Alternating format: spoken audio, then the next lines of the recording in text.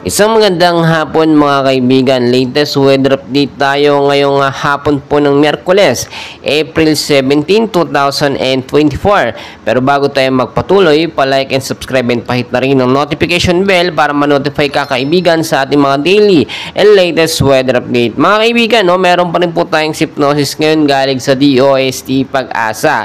Meron tayong Ridge of High Pressure Area or HPA na nakaka-apekto or naka-extend over the eastern section of Luzon. Itong HPA po, yung pumipigil, para magkaroon ng pag-uulan or yung init na panahon na ating nararanasan sa ilang bahagi po ng Luzon, Visayas at Mindanao.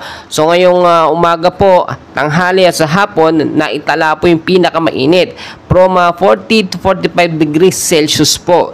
At medyo humina at bumaba yung temperatura ngayong alas 3 ng hapon na naitala na lamang po from 34.9 degrees Celsius. At biglang baba naman ito paggabi, pahapon sa init na lamang po na 23.6 degrees Celsius. Mga kaibigan, may binabantayan pa rin tayo ngayon, forecast weather condition natin. Ito naman po yung mga localized thunderstorm na posibleng magpaulan. Alam ko po, lahat kayo, lahat tayo gustong-gusto magkaroon talaga ng pag-ulan dahil sa sobrang init. Pero mababa pa rin po yung chance sa mga kaibigan dahil ayon sa Pag-asa, itong area ng Metro Manila kasama po ilang bahagi ng ating bansa, piling-piling lugar lamang po makakaranas ng maulap na panahon.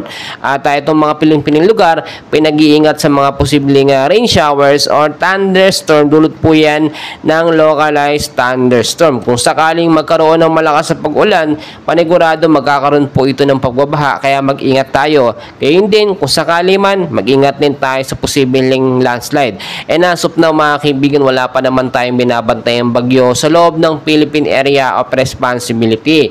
Yung trap po kasi ng low pressure area na namataan itong mga nakaraang araw, ay tuluyan na nga rin nawala dahil nga po sa ridge of high pressure area.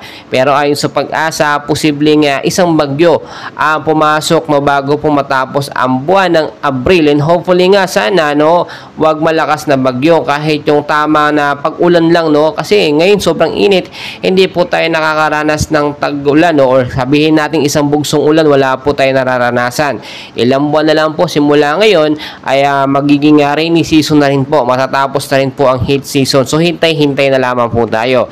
Kaya mga kaibigan, lagi kong pinapaalala, bago kayong umalis, always know the weather. Magdala ng payong at sombrero panlaban niya sa biglaang pag-uulan at sa init ng panahon. Maraming salamat.